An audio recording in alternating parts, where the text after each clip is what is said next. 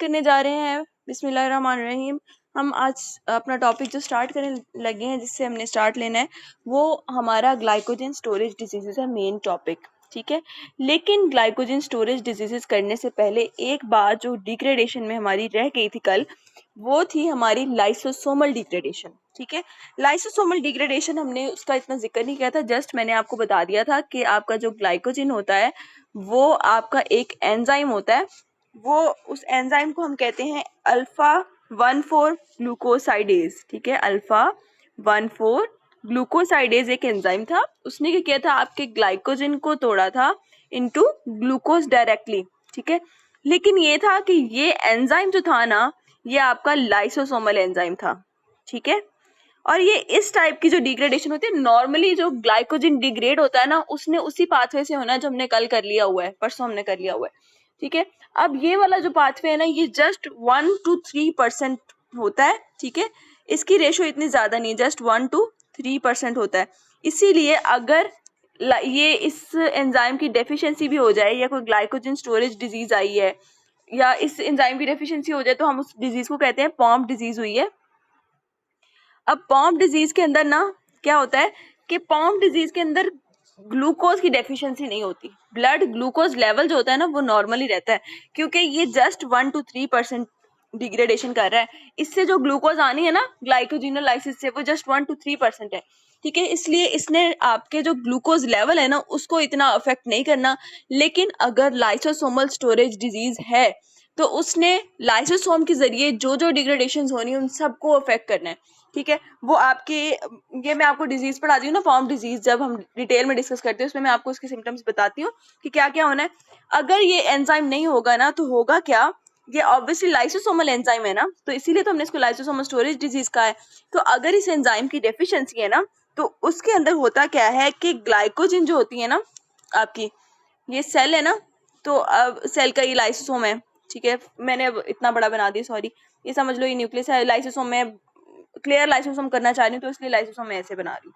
ठीक है, अब लाइसोसोम का एंजाइम है, ठीक है, उसकी हुई है डेफिशिएंसी, और जब डेफिशिएंसी होगी ना, तो इसकी वजह से जो ग्लाइकोजन आपकी थी ना, जो कि साइटोसोल में पड़ी होती है ग्लाइकोजन, ठीक है, उसने क्या करना है, वैक्यूल्स की फॉर्म में ना लाइसोसोम के अंदर अकोमुलेट होना शुरू हो जाना है। ठीक है, वैक्यूल्स की फॉर्म में। ठीक है, इस वजह से होती है आपकी जो डिजीज, जिसको हम पॉम्प डिजीज कहते हैं। और ये ये जो पॉम्प डिजीज होती है ना, ये ओनली ग्लाइकोजन स्टोरेज डिजीज है, which is also a lysosomal storage disease. ठीक है, लाइसोसोमल स्टोरेज डिजीज।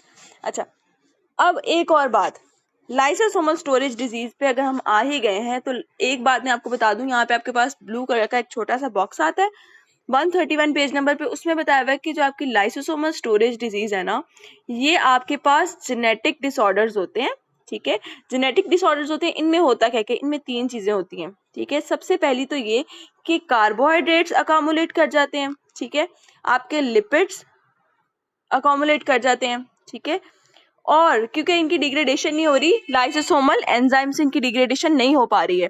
ठीक है, दूसरी बात कि क्यों क्यों ये ज्यादा हो रहे हैं, क्योंकि इनकी डिग्रेडेशन नहीं हो रही। ठीक है, तीसरी बात, क्यों नहीं हो रही डिग्रेडेशन भाई, मसला क्या है कि इसके जो एंजाइम थे ना, जिन्होंने एसिड हाइड्रोलेसिस, जिन्होंने इन कार्बोहाइड्रेट्स वगैरह को तोड़ना था, उन एंजाइम की हो गई है डेफिशिएंसी। लाइसोसोमल एसिड हाइड्रोलेसिस ये एंजाइम होते हैं, ठीक है, जो लाइसोसोम में प्रेजेंट होते हैं, जिन्होंने तोड़ना होता है। ठीक है, अब उनकी डेफिशिएंसी हो जाएगी, तो ये चीजें अकोमुलेट कर जाएंगी, डिग्रेडेशन नहीं हो पाएगी। ठीक है, एसिड हाइड्रोलाइसिस कम हो जाएंगे। ठीक है, ये हमारी वो बात हो गई क्लियर। ठीक है, अब हम अपनी मेन टॉपिक पे जा रहे हैं, जो हम करने लगे हैं glycogen storage diseases. Glycogen storage diseases मैंने आपको सबसे पहले बताया था कि ग्लाइकोजन स्टोरेज डिजीजेस जो होती है ना, वो 2 टाइप्स की होती हैं। एक तो सबसे पहले एक वो होती है जिसमें सिंथेसिस में डिफेक्ट आता है। ठीक है, एक होती है जिनमें डिग्रेडेशन में डिफेक्ट आता है। ठीक है, दोनों टाइप की डिजीज हो सकती हैं। ये जो सिंथेसिस में डिफेक्ट वाली है ना, ये होती है रेयर। ठीक है, ये नॉर्मली हम इसको इतना डिस्कस नहीं करते, आपकी बुक में भी इनका कोई जिक्र नहीं है। लेकिन आपको बता दूं, अगर इसके अंदर ग्लाइकोजन सिंथेज की डेफिशिएंसी होती है, तो आपके पास टाइप 0 ग्लाइकोजन स्टोरेज डिजीज होती है। ठीक है, और अगर आपके पास ब्रांचिंग एंजाइम जो होता है सिंथेसिस में, उसकी अगर डेफिशिएंसी हो जाए, वो हमारा ब्रांचिंग एंजाइम जो था वो हमारे पास 4,6 ट्रांसफेरेज था ना, 4,6 ट्रांसफेरेज, उसकी डेफिशिएंसी हो जाए ना, तो उसकी वजह से जो आपकी डिजीज होती है ग्लाइकोजन स्टोरेज डिजीज, वो होती है टाइप 4 वाली। ठीक है, अच्छा ये दो बातें जैसे आप याद रख लो, और एक बात और याद रख लो, इसकी अगर डेफिशिएंसी होगी ना तो इसको हम एक नाम देते हैं, उसको हम कहते हैं कि ये एंडरसन डिजीज है। ठीक है, मैंने आपको कल भी बताई थी, एंडरसन डिजीज होती है। ठीक है, अच्छा अब हम इस चीज को कर रहे हैं रिमूव। ठीक है, सिंथेसिस का हमने जिक्र कर लिया, सिंथेसिस की मजीद आपको कोई इन्फॉर्मेशन की जरूरत नहीं है इसकी डिटेल में घुसने की। सिम्टम्स आप इसके खुद बना सकते हो। ऑब्वियसली ग्लाइकोजन बन नहीं रही तो ग्लाइकोजन स्टोर नहीं हो पा रही, तो फास्टिंग कंडीशन में ग्लाइकोजन अपना रोल प्ले नहीं कर पाती, लिवर के अंदर ग्लाइकोजन का लेवल जो है ना वो मेंटेन नहीं हो पाता, और जिसकी वजह से फास्टिंग की कंडीशन में लिवर ने ब्लड ग्लाइकोजन को मेंटेन करना होता है ना, तो वो मेंटेनेंस नहीं हो पाती। असल कहानी जो हमारी शुरू होती है ना वो डिग्रेडेशन से होती है। ठीक है, डिग्रेडेशन में अगर डिफेक्ट आए तो जिस एंजाइम का डिफेक्ट है ना उसकी डेफिशिएंसी होनी शुरू हो जाती है। ठीक है, सबसे पहले हम स्टार्ट करने वाले हैं ग्लाइकोजन स्टोरेज डिजीज जो डिग्रेडेशन में आती हैं टाइप 1 से। मैं आपको जो है ना यहाँ पे जो सीक्वेंस है ना वो 5, 2, 3 और 1 ऐसे दी हुई है। ठीक है, हम स्टार्ट करेंगे ग्लाइकोजन स्टोरेज डिजीज टाइप 1 से। डिग्रेडेशन का डिफेक्ट है ना, ठीक है, इसको मैं मिटा रही हूँ। हमारा जो है ना डिफेक्ट वो डिग्रेडेशन का है। ठीक है, सबसे पहले हम जिक्र करने लगे टाइप 0 का। मैंने आपको बता दिया टाइप 0 में क्या होती है, ग्लाइकोजन सिंथेज की डेफिशिएंसी। अब आ रहे हैं हम टाइप 1 पे। टाइप 1 ग्लाइकोजन स्टोरेज डिजीज के अंदर आती हैं दो फर्दर सब टाइप्स। ठीक है, सबसे पहली सब टाइप होती है 1A। ठीक है, दूसरी होती है 1B। ठीक है, 1A का मैंने आपको बताया था कि इसको हम एक और नाम देते हैं वॉन गिर्च डिजीज। ठीक है, GIERK जिर्क। ठीक है, वॉन गिर्क कहते हैं हम, वॉन गिर्क डिजीज। ठीक है, और ये जो आपकी टाइप 1B होती है इसका ऐसा कोई नेम नहीं है, लेकिन एंजाइम डेफिशिएंसी हम यहाँ पे डिस्कस करेंगे। ठीक है, अब इनके अंदर एंजाइम डेफिशिएंसी कौन सी होती है। सबसे पहले टाइप 1A की बात करें तो इसके अंदर आपके पास ग्लूकोज 6 फॉस्फेटेज एंजाइम होता है। ठीक है, जिसने ग्लूकोज 6 फॉस्फेट को तोड़ के ग्लूकोज सिर्फ बनाना होता है, इसका 6 फॉस्फेट ग्रुप को रिमूव करना होता है ग्लूकोज 6 फॉस्फेट के।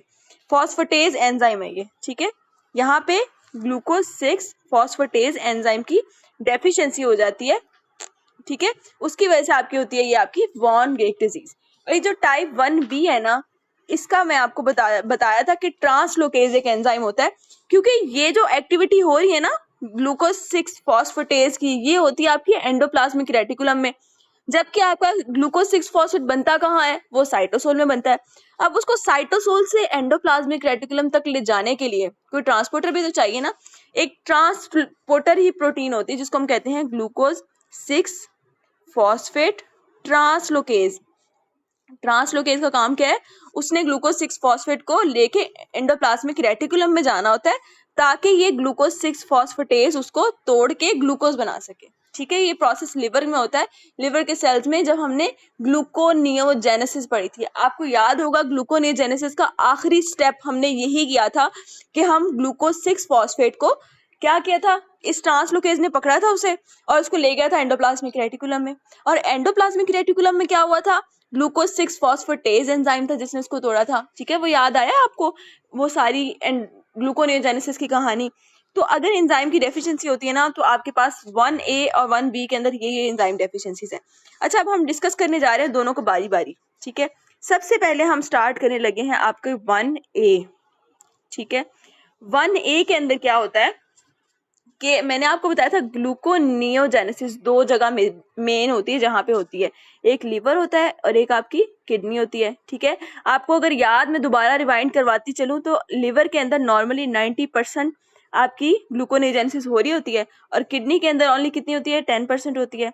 और जब बहुत ज़्यादा एक्सट्रीम फास्टिंग हो जाए तो उस कंडीशन में किडनी 40% बनाना शुरू कर देती है ग्लूकोज बाय ग्लूकोनियोजेनेसिस। ये आपका वही पुराना घिसा पिटा टॉपिक। ठीक है, अच्छा अब अगर इस एंजाइम की डेफिशिएंसी होती है फॉस्फेटेज की, आखिरी स्टेप ही नहीं हो पा रहा आपकी ग्लूकोनियोजेनेसिस का, ना आपकी ग्लूकोनियोजेनेसिस का आखिरी स्टेप हो पा रहा है, ना आपकी ग्लाइकोजन वाले ग्लाइकोजन की डिग्रेडेशन हो पा रही है जिसकी वजह से ग्लूकोज बन ही नहीं रहा।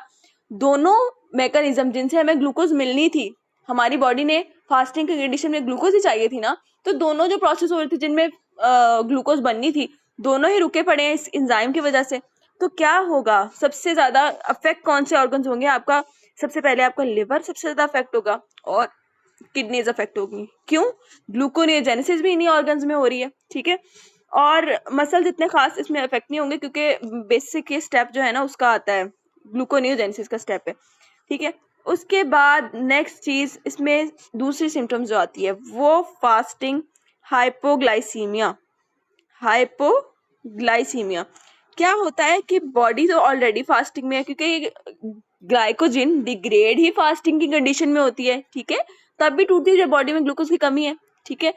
24 आवर्स तक, ठीक है, वो आपकी जो है ना ब्लड के अंदर ग्लूकोज की कमी है उसको मेंटेन करती है आपकी ग्लाइकोजन, टूट टूट के ग्लूकोज देती रहती है लिवर ग्लाइकोजन।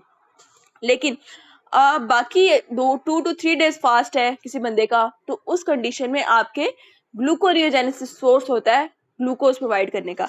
अब ये एंजाइम तो दोनों में इन्वॉल्व हो रहा है, आपका ग्लूकोज 6 फॉस्फेटेज या आपकी ग्लूकोनियोजेनेसिस में भी इन्वॉल्व है, इसमें भी इन्वॉल्व है। तो अब इसकी डेफिशिएंसी होगी तो दोनों ही प्रोसेसेस रुक जाएंगे ना, तो जिसकी वजह से बहुत सीवियर किस्म का हाइपोग्लाइसीमिया होता है, ग्लूकोज का लेवल बहुत ही गिर जाता है। एक तो बॉडी पहले ही फास्टिंग में है और ग्लूकोज का लेवल और ज्यादा मजीद गिर जाता है, जिसकी वजह से हम कहते हैं इसको फास्टिंग हाइपोग्लाइसीमिया हो जाता है इसमें, ठीक है। अब तीसरी बात पे आते हैं, ये स्टेप जो हमने बताया ना कि लिवर इफेक्ट हो रहा है, किडनी इफेक्ट हो रही है, इसी की इलेबोरेशन है। लिवर इफेक्ट होगा तो लिवर पे क्या क्या चीजें अपीयर होंगी? उस लिवर को फैटी लिवर हो जाएगा उस बंदे को, ठीक है। लिवर इफेक्ट हो रहा है, हिपैटोमेगैली हो जाएगी, लिवर का साइज बड़ा हो जाएगा, हिपैटोमेगैली हो गई, ठीक है। किडनी कैसे इफेक्ट होंगी? किडनी के अंदर रीनोमेगैली हो जाएगी, किडनी का भी साइज बढ़ जाएगा, ठीक है। उसके बाद प्रोग्रेसिव रीनल डिजीजेस भी होना शुरू हो जाएंगी, ठीक है। अब ये दोनों तरह से ना आपकी किडनी और लिवर के ऊपर इफेक्ट्स आ रहे हैं, किस किस तरह हो सकती है इफेक्ट आपकी किडनी और लिवर, ठीक है। और उसके बाद हम नेक्स्ट जा रहे हैं, इसने ना ऑब्वियसली फास्टिंग वगैरह की कंडीशन के अंदर ग्लूकोज को प्रोवाइड करना था हमारे पास, तो इसने अगर नहीं ग्लाइकोजन डिग्रेड नहीं होगी तो इसकी वजह से ग्रोथ रिटार्डेशन भी हो सकती है और डिलेड प्यूबर्टी भी हो सकती है, ठीक है, क्योंकि ग्लूकोज नहीं बन रही, ग्लूकोज रिलीज नहीं हो रही, ठीक है, डिले हो जाएगी प्यूबर्टी भी और ग्रोथ रेट भी कम हो जाएगा उस बंदे का। उसके बाद एक बात यहाँ पे लिखी हुई है लैक्टिक एसिडीमिया, देखना अभी इस बात को, लैक्टिक एसिडीमिया, ठीक है। अब ये क्यों हो रहा है? ये पता क्यों हो रहा है? आपको पता है कि ग्लूकोनियोजेनेसिस के अंदर ये ऑब्वियसली स्टेप ये एंजाइम ग्लूकोनियोजेनेसिस में इन्वॉल्व था। उसमें अगर आप याद करो तो फर्स्ट स्टेप में हमने पायरुवेट को पहले किस में कन्वर्ट किया था? पहले हमने उसको कन्वर्ट किया था ऑक्सालो एसीटेट में, देन हमने उसको किस में कन्वर्ट किया था? पेप में कन्वर्ट किया था। तो स्टार्टिंग हम कहाँ से ले रहे हैं? पायरुवेट से, ठीक है। अगर आपके पास ये एंजाइम नहीं है तो ग्लूकोनियोजेनेसिस तो रुक गई ना, मजीद ग्लूकोनियोजेनेसिस होगी ही नहीं। ग्लूकोनियोजेनेसिस नहीं हो रही, पायरुवेट जो है वो आपका अकोमुलेट हो ही जा रहा है। तो कोई तो इसने हल निकालना है ना, इसने बड़े हुए पायरुवेट ने, इसने क्या करना है, खुद को ये NADH यूज करके खुद को कन्वर्ट करना शुरू कर देना इनटू लैक्टेट, ठीक है। पायरुवेट की कन्वर्जन लैक्टेट में होना शुरू हो जाएगी अगर ये ग्लूकोनियोजेनेसिस नहीं हो रही, ठीक है। तो पायरुवेट कन्वर्ट होना शुरू हो जाएगी लैक्टेट में और जिसकी वजह से हो सकता है आपको लैक्टिक एसिडीमिया। दूसरी बात, यहाँ पे एक बात लिखी हुई है हाइपरलिपिडीमिया। हाइपरलिपिडीमिया ये क्यों हो रहा है? पता क्या, आपको मैंने बताया था कि ग्लूकोनियोजेनेसिस के अंदर नॉन कार्बोहाइड्रेट सोर्स जो हम यूज कर रहे हैं, ठीक है, नॉन कार्बोहाइड्रेट सोर्स कौन कौन से थे? लिपिड्स भी तो यूज कर रहे थे, टैग याद आया? जब बॉडी के एडिपोज टिश्यू अपना टैग रिलीज करते हैं तो उसमें से ग्लिसरॉल जो था वो यूज हो रहा था आपके इसमें डाई हाइड्रोक्सी एसीटोन फॉस्फेट बना रहा था और फिर वो पायरुवेट बना के वो इस तरह इन्वॉल्व हो रहा था आपकी ग्लूकोनियोजेनेसिस वाले प्रोसेस के अंदर, अपना इंटरफेरेंस दे रहा था। अब होता ये है कि बॉडी के अंदर ये ग्लूकोन फास्टिंग के अंदर ये तो हो नहीं रहा, क्या कहते हैं, फास्टिंग के अंदर होता ये कि आपके जो लिपिड है ना वो एडिपोज टिश्यू से टैग जो होता है ना वो रिलीज होना शुरू हो जाता है, लिपिड का लेवल बढ़ना शुरू होता है। अगर वो lipid as a precursor of gluconeogenesis ना यूज हो तो उसका लेवल ब्लड में बढ़ना शुरू हो जाता है, ठीक है, क्योंकि वो ग्लूकोनियोजेनेसिस के लिए यूज नहीं हो पा रही। वो एडिपोज टिश्यू से रिलीज हो ही जा रही है, एडिपोज टिश्यू अपना रोल प्ले कर रहा है, वो दे रहा है, लेकिन क्या है आगे लिवर और किडनी के पास एबिलिटी ही नहीं है, उसका एंजाइम ही नहीं काम कर रहा कि वो उसको कन्वर्ट कर दें ग्लूकोज के अंदर या उसको यूज कर लें अपनी ग्लूकोनेजेंसिस के लिए। तो लिपिड का लेवल बढ़ना शुरू हो जाता है, उसको हम कहते हैं कि हाइपरलिपिडीमिया हो गया इस बंदे को।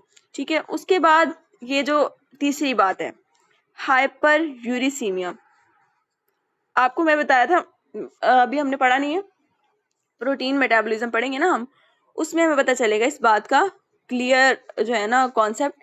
क्या होता है कि प्रोटीन्स वगैरह जब डिग्रेड होती है ना तो इसकी कन्वर्जन होती है इनटू यूरिया, यूरिक एसिड वगैरह में। ठीक है, यूरिक एसिड में, ठीक है, ये डिग्रेडेशन प्रोडक्ट्स होते हैं। ठीक है, अब अगर proteins as a non carbohydrate source नहीं यूज हो रही ग्लूकोनियोजेनेसिस में, यहाँ पे आपने जो होल कॉन्सेप्ट पीछे रखना ना ग्लूकोनियोजेनेसिस का रखना है इस पूरी डिजीज में। ठीक है, क्या हो रहा है कि नॉन कार्बोहाइड्रेट सोर्स के तौर पे हमने कहा ना glucogenic amino acids as a source provide करते हैं फॉर सबस्ट्रेट प्रोवाइड करते हैं फॉर ग्लूकोनेजेनेसिस, और अगर वो एंजाइम या अमाइनो एसिड्स वो मसल से तो रिलीज हो रहे हैं। देखो मैंने बताया था कि जब होती है ना आपकी बॉडी के अंदर फास्टिंग की कंडीशन, तो आपके बहुत ज्यादा प्रोलॉन्ग फास्टिंग हो गई है, तो मसल क्या करते हैं अपने अमाइनो एसिड रिलीज करना शुरू कर देते हैं। ठीक है, अब ये अगर अमाइनो एसिड्स आगे इनकी कन्वर्जन नहीं हो पा रही या वो ये जो इनसे जो प्रोडक्ट बन रहे हैं वो आगे ग्लूकोनेजेनेसिस में यूज नहीं हो पा रहे, ठीक है, तो क्या होगा कि वो डिग्रेड होना शुरू हो जाएंगे। डिग्रेडेशन किस फॉर्म में होती है, यूरिया, यूरिक एसिड, जो उनके डिग्रेडेशन प्रोडक्ट्स एंड प्रोडक्ट्स ऐसे या एक्सक्रीशन प्रोडक्ट होते हैं, ठीक है, इन फॉर्म में कन्वर्ट होना शुरू हो जाएगी। तो अगर वो यूज नहीं हो पा रहे, बहुत सारे अमाइनो एसिड मसल से रिलीज हो रहे हैं लेकिन वो आगे ग्लूकोनेजेनेसिस में यूज नहीं हो पा रहे, तो उनके जो डिग्रेडेशन प्रोडक्ट्स है ना उनकी अकोमुलेशन होनी शुरू हो जाएगी, यूरिक एसिड अकोमुलेट होना शुरू हो जाएगा। ठीक है, कहाँ पे, ब्लड के अंदर, जिसकी वजह से क्या हो जाएगा आपके पास हाइपर यूरिसीमिया। ठीक है, increase level of uric acid. ठीक है, यूरिया, यूरिक एसिड, यूरिया वगैरह की अकोमुलेशन होती है इन द ब्लड। ठीक है, ये एक इसकी कंडीशन हो गई। उसके बाद एक और बात बताने लगी हूँ कि अगर ग्लाइकोजन डिग्रेड नहीं हो रहा तो जो है ना इंक्रीज हो जाएगी ग्लाइकोजन की स्टोर्ड फॉर्म। ठीक है, ग्लाइकोजन स्टोर्ड ज्यादा हो रहा है लेकिन उसका स्ट्रक्चर अफेक्ट नहीं हो रहा। ठीक है, स्ट्रक्चर उसका नॉर्मल ही रहेगा। ठीक है, डिग्रेड नहीं हो पा रहा वो अलग बात है, लेकिन उसके स्ट्रक्चर के परफेक्ट नहीं आएगा, नॉर्मल ग्लाइकोजन स्ट्रक्चर रहेगा। उसके बाद नेक्स्ट हम बात करने लगे हैं टाइप 1b की। ठीक है, टाइप 1b जो है ना, अब टाइप 1b देखनी है हमने। टाइप 1b की जस्ट एक बात उन्होंने बताई हुई है कि इसके अंदर क्या होता है, न्यूट्रोपीनिया हो जाता है। न्यूट्रोपीनिया क्यों होता है कि जो न्यूट्रोफिल होते हैं ना बॉडी के, न्यूट्रोफिल, वो फिल हाँ न्यूट्रोफिल जो होते हैं ना वो पैरालाइज हो जाते हैं। वो उन्होंने कहा कि इसका एग्जैक्ट मैकेनिज्म जो है ना वो हमें नहीं पता कि ये क्यों पैरालाइज होते हैं, लेकिन उन्होंने उनके अकॉर्डिंग या ये जो रिसर्च मैंने इस पे की थी कि अगर ये न्यूट्रोपीनिया हो रहा है, न्यूट्रोफिल अगर जो है वो डिसफंक्शन हो रहा है, न्यूट्रोफिल्स का डिसफंक्शन हो रहा है, वो इस वजह से हो सकता है क्योंकि ग्लूकोज का हीमोस्टेसिस खराब हो गया है। ठीक है, ग्लूकोज का हीमोस्टेसिस खराब हो गया है, ग्लूकोनेजेनेसिस हो नहीं पा रही है, एंजाइम काम नहीं कर रहा, ट्रांसलोकेज एंजाइम। ठीक है, ग्लूकोज 6 फॉस्फेट ट्रांसलोकेज की डेफिशिएंसी है ना इसमें, ये काम नहीं कर पा रहा। ठीक है, जिसकी वजह से क्या होता है, ग्लूकोज बन नहीं पा रही, ग्लूकोज का हीमोस्टेसिस खराब होता है, जिसकी वजह से क्या होता है आपके न्यूट्रोफिल्स जो होते हैं ना उनका डिसफंक्शन हो जाता है, वो पैरालाइज कर जाते हैं, जिसकी वजह से अब वो डिसफंक्शन का कोई फंक्शन ही नहीं रहा। ठीक है, तो जिसकी वजह से जो एक्टिवेटेड न्यूट्रोफिल्स है ना उनकी कमी हो जाती है, उसको हम कहते हैं कि इनके अंदर न्यूट्रोपीनिया हो गया है। होता क्या है कि जब न्यूट्रोफिल डिसफंक्शन होता है ना तो क्या होता है कि एंडो ईआर स्ट्रेस बढ़ जाता है। ठीक है, स्ट्रेस बढ़ जाता है। ठीक है, और इसके अलावा ऑक्सीडेटिव स्ट्रेस बढ़ जाता है। ये आप चीजें ना उसमें 13 में पढ़ोगे, अभी रहने दो। अब इसमें ये जब डिसफंक्शन होता है ना तो डिसफंक्शन के बाद नेक्स्ट स्टेप जो होता है इसकी न्यूट्रोफिल्स की अपोप्टोसिस हो जाती है। ठीक है, अपोप्टोसिस जब होती है ना तो उसकी वजह से क्या होता है कि डेफिशिएंसी हो जाती है, जिसको हम कहते हैं न्यूट्रोपीनिया। उसके बाद उन्होंने कहा कि इसको ट्रीट कैसे करना है। ट्रीट करने के लिए उन्होंने दो चीजें बताई हैं कि आप ग्लूकोज की ना एक काम ये करो कि आप इसमें गैस्ट्रिक इन्फ्यूजन देना शुरू कर दो। उसको ओरल फॉर्म में ग्लूकोज देना शुरू कर दो, ठीक है, उस ताकि ना उसके अंदर अगर बन नहीं रही ना ग्लूकोज, तो आप उसकी इन्फ्यूजन देना शुरू कर दो, ठीक है, इन्फ्यूज करना शुरू कर दो ताकि ग्लूकोज का लेवल मेंटेन हो जाए, ठीक है। दूसरी बात उन्होंने ये बताई है कि उसको स्टार्च, अनकुक्ड कॉर्न स्टार्च देना शुरू कर दो। अनकुक्ड जो कॉर्न स्टार्च होती है ना, मकई स्टार्च, ठीक है, वो देनी शुरू कर दो। अब ये इसको देने का क्या मकसद है? ये जो आपकी स्टार्च होती है ना, स्टार्च, ये क्विक सोर्स ऑफ, जिसे कहते हैं ना रैपिड सोर्स है, ठीक है, क्विकली डाइजेस्टेड हो जाती है। ये जो स्टार्च है ना आपकी, ठीक है, ये रैपिडली डाइजेस्टेड होती है, ये अनकुक्ड स्टार्च होती है, और ये क्विक सोर्स के तौर पे यूज होती है, रैपिडली डाइजेस्ट हो जाती है, इसीलिए this is quick source of glucose in case of hypoglycaemia, ठीक है। इसमें हाइपोग्लाइसीमिया हो रहा है ना, तो हमें कोई ऐसी चीज चाहिए कि जो क्विकली डिग्रेड होके, क्विकली डाइजेस्ट होके फौरन से ग्लूकोज का लेवल को मेंटेन कर सके। उसके बाद हम जा रहे हैं ग्लाइकोजन स्टोरेज डिजीज टाइप 2 पे, ठीक है। अब देखना, अब ये टाइप 2 आ गई। टाइप 2 में मैंने भी आपको लाइसोसोमल स्टोरेज डिजीज बताई है एक, वो कौन सी थी? Pomp disease. उसमें एंजाइम कौन सा डेफिशिएंट था? वो अभी मैंने आपको सबसे पहले पढ़ाया है, जिसको हमने क्या कहा था कि आपका लाइसोसोमल अल्फा 1,4 ग्लूकोसाइडेज, 4 ग्लूकोसाइडेज, ठीक है, ये एंजाइम आपका डेफिशिएंट था, ठीक है, यूज हो रहा था आपके इस स्टेप के अंदर लाइसोसोमल डिग्रेडेशन में। अगर इस एंजाइम की डेफिशिएंसी होती है तो आपकी कौन कौन सी चीज अफेक्ट होती है पॉम्प डिजीज में? सबसे पहली बात तो ये कि ओनली ग्लाइकोजन स्टोरेज डिजीज है, जिसको हम लाइसोसोमल स्टोरेज डिजीज भी कहते हैं, ठीक है, क्योंकि इसमें लाइसोसोम का एंजाइम खराब हो रहा है, ठीक है। उसके बाद दूसरी बात, ये इसके जो इफेक्ट्स होते हैं ना, वो जनरलाइज्ड होते हैं, ठीक है। जनरलाइज कैसे? उन्होंने ना आपके हार्ट को भी लेकिन उन्होंने कहा जनरलाइज होती है, लेकिन प्राइमरीली 3 ऑर्गन्स को अफेक्ट करती है, हार्ट को, लिवर को और मसल को, हार्ट को, लिवर को और मसल्स को। अब देखना ये कि इसका अफेक्ट कैसे कैसे होगा। अब देखना होता क्या है कि अगर जब हार्ट पे इफेक्ट करेगा, हार्ट पे इफेक्ट करेगा तो हार्ट का क्या करा देगा? कार्डियोमैगैली, ठीक है, कार्डियोमैगैली, साइज बढ़ जाएगा हार्ट का, ठीक है। उसके बाद दूसरी चीज, मसल्स पे क्या इफेक्ट होगा? मसल के अंदर अगर ये आपकी लाइसोसोमल डिग्रेडेशन नहीं हो पा रही, तो उसकी वजह से आपके पास मायोटोनिया इसमें होता है, हाइपोटोनिया और मसल वीकनेस। हाइपोटोनिया हो जाता है, मसल की टोन कम हो जाती है, ठीक है, टोनिया। अच्छा, दूसरी बात, हाइपोटोनिया के अलावा इसमें क्या होता है? मसल्स वीकनेस हो जाती है, ठीक है, मसल कमजोर हो जाते हैं, पट्टे कमजोर हो जाते हैं। और उसके अलावा एक और चीज हम डिस्कस करने जा रहे हैं, वो होती है कि आपकी लाइसोसोम्स के अंदर, देखो मैंने आपको अभी बताया ना कि आपके लाइसोसोम्स के अंदर वैक्यूल के अंदर जो होते हैं ना, ये इनके ग्लाइकोजन के वैक्यूल्स बन जाते हैं, ठीक है। अब आपने कहना है कि लाइसोसोम के अंदर ग्लाइकोजन की एक्सेसिव ग्लाइकोजन हो जाती है, इंक्रीज ग्लाइकोजन की अकोमोलेशन लाइसोसोम्स के अंदर ज्यादा हो जाती है। उसके अलावा ग्लाइकोजन का स्ट्रक्चर चेंज नहीं होता, स्ट्रक्चर नॉर्मल ही रहता है, ठीक है। और इसकी आखिरी बात, इसके अंदर जो होता है ना, सबसे इम्पोर्टेंट बात ये है कि इसने ब्लड के अंदर जो शुगर लेवल है उसको नॉर्मली, वो नॉर्मल रहता है, वो इससे इफेक्ट नहीं होता। नॉर्मल ब्लड शुगर लेवल, ये क्यों अफेक्ट नहीं हो रहा? क्योंकि जस्ट लाइसोसोमल डिग्रेडेशन 1 to 3% हो रही है, ठीक है, बाकी हमारा पाथवे सही चल रहा है, तो आपके नॉर्मल शुगर लेवल पे कोई खास इफेक्ट नहीं पड़ेगा, ठीक है। मेजरली क्या चीज अफेक्ट हो रही है? आपकी हार्ट वगैरह अफेक्ट हो रहा है, क्योंकि ये अगर एंजाइम डेफिशिएंट है ना, डेफिशिएंट है, तो लाइसोसोम के समझ लो लाइसोसोम की डिजीज है, ठीक है, तो लाइसोसोम्स काम नहीं करेंगे, लाइसोसोमल डिग्रेडेशन में और भी चीजें आ जाती हैं, ठीक है, वो सारे भी इसके एक्शन अफेक्ट होंगे, ठीक है।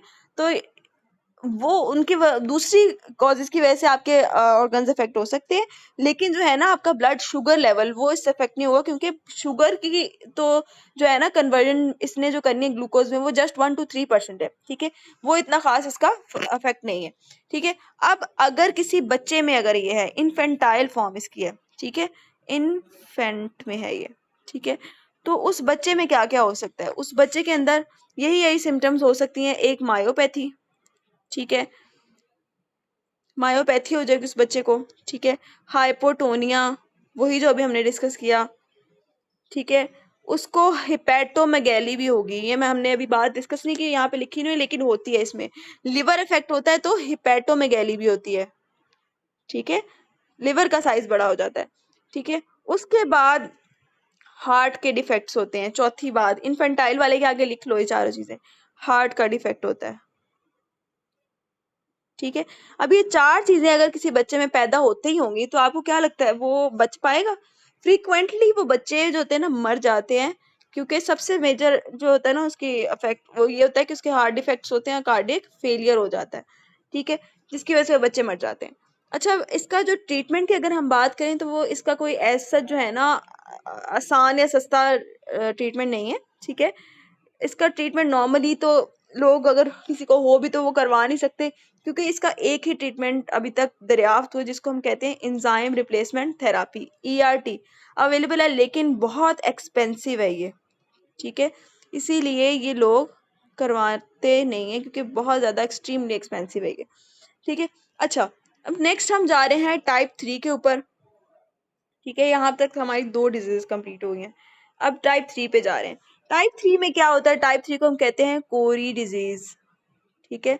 कोरी डिजीज में क्या होना है, आपके 2 एंजाइम हमने इसमें पढ़े हैं, डी ब्रांचिंग एंजाइम, ठीक है। 4,4 ट्रांसफेरेज था, 4,4 ट्रांसफेरेज। दूसरा एंजाइम था अल्फा 1,4 ग्लूकोसाइडेज एंजाइम था, ठीक है। इन दोनों एंजाइम की डेफिशिएंसी हो जाती है, ठीक है। और जब इन एंजाइम की डेफिशिएंसी होगी तो एक चीज तो ये कि डिग्रेडेशन का डिफेक्ट है, तो इसके अंदर हाइपोग्लाइसीमिया तो होगा ही होगा, ठीक है, हाइपोग्लाइसीमिया तो होगा ही होगा। और इसके अलावा एक इसकी स्पेसिफिक बात है जो आपके एमसीक्यूज पॉइंट ऑफ व्यू से बहुत इंपॉर्टेंट है। आपने अभी तक जितनी डिजीज पढ़ी हैं उनके अंदर ग्लाइकोजन का स्ट्रक्चर अफेक्ट नहीं हुआ था, ये ब्रांचिंग वाला जो एंजाइम है ना ये स्ट्रक्चर बिगाड़ देता है, ठीक है। इसमें ग्लाइकोजन का स्ट्रक्चर जो है ना वो अब नॉर्मल हो जाता है, क्योंकि डी ब्रांचिंग है ना एंजाइम। अब नॉर्मल ग्लाइकोजन स्ट्रक्चर, ठीक है, क्योंकि जो है ना 4 या 1 ग्लाइकोसाइल रेजिड्यूज ब्रांच के तौर पे ब्रांच पॉइंट पे रह जाता है, ठीक है। इन्होंने ब्रांचिंग तोड़नी होती है, तो ब्रांचिंग तो टूटेगी नहीं, तो ग्लाइकोजन जो एंड पे रहेगी वो जो है ना उसका स्ट्रक्चर अब नॉर्मल सा होगा, ठीक है। ग्लाइकोजन के स्ट्रक्चर को खराब कर देती है ये। और उसके बाद हम नेक्स्ट डिजीज पे जा रहे हैं, ठीक है। अब अभी तक जो है ना इसमें एमसीक्यूज पॉइंट ऑफ व्यू से मैं आपको बता दूं कि फास्टिंग हाइपोग्लाइसीमिया आपके पॉम डिजीज में नहीं था, ठीक है, ये आपका एमसीक्यू पॉइंट है। दूसरी पॉइंट ये था कि लाइसोसोमल स्टोरेज डिजीज सिर्फ एक ही है यहाँ पे, ग्लाइकोजन स्टोरेज डिजीज, जो कि पॉम डिजीज है। तीसरी बात आपकी जो वॉन गेट डिजीज वगैरह थी वो सारे आपके लिवर और किडनी को ही अफेक्ट करी थी मेजरली, ठीक है। और हमने वहां पे उनका ट्रीटमेंट देख लिया, ट्रीटमेंट का एमसीक्यूज आ भी चुका है। ट्रीटमेंट के अंदर कॉर्न स्टार्च, अनकुक कॉर्न स्टार्च देते हैं क्योंकि क्विकली डाइजेस्टेड होती है, ठीक है, ये भी एमसीक्यूज पॉइंट है आपका। उसके बाद एक और चीज थी कि लैक्टिक एसिडीमिया पूछ लेते होते हैं, ठीक है। और एक और बात थी कि अब नॉर्मल ग्लाइकोजन स्ट्रक्चर सिर्फ कोरी डिजीज में होता है और किसी डिजीज में नहीं था, ठीक है, ये मैं पॉइंट्स आपको बता रही हूँ। अब हम जा रहे हैं टाइप 5 के ऊपर, ठीक है।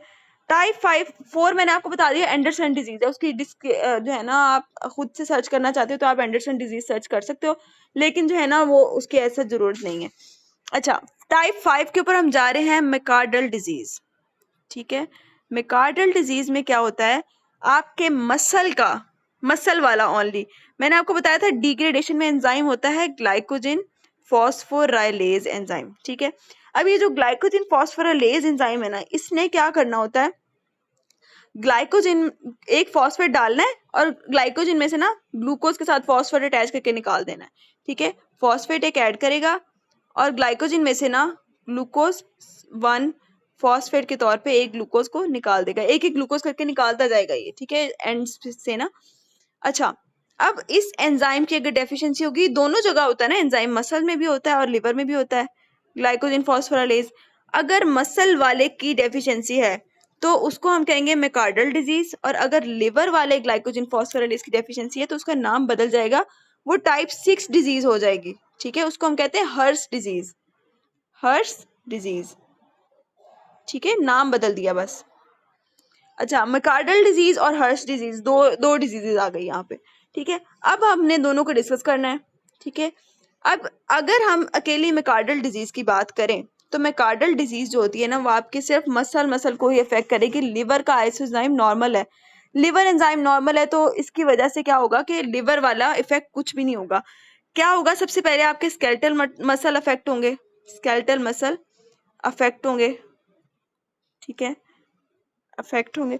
उसके बाद दूसरी चीज इसमें क्या होगी, दूसरी बात इसमें होगी, सॉरी, सबसे पहले आपके स्केलेटल मसल वो अफेक्ट हुए हैं।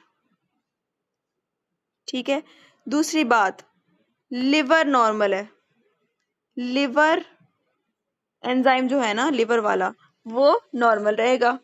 ठीक है, तीसरी बात, टेम्परेरी वीकनेस और क्रैम्पिंग होगी मसल्स की, स्केलेटल मसल की आफ्टर एक्सरसाइज, क्योंकि ना एक्सरसाइज वगैरह के अंदर हमें ग्लूकोज की ज्यादा जरूरत होती है ना, तो उसमें ज्यादा ये टूटता है। एक्सरसाइज की कंडीशन जब होती है ना, बहुत ज्यादा स्ट्रेस या एक्सरसाइज की कंडीशन होती है, उसमें ये ग्लूकोज में जो कन्वर्जन होती है ना ग्लाइकोजन की वो ज्यादा होती है।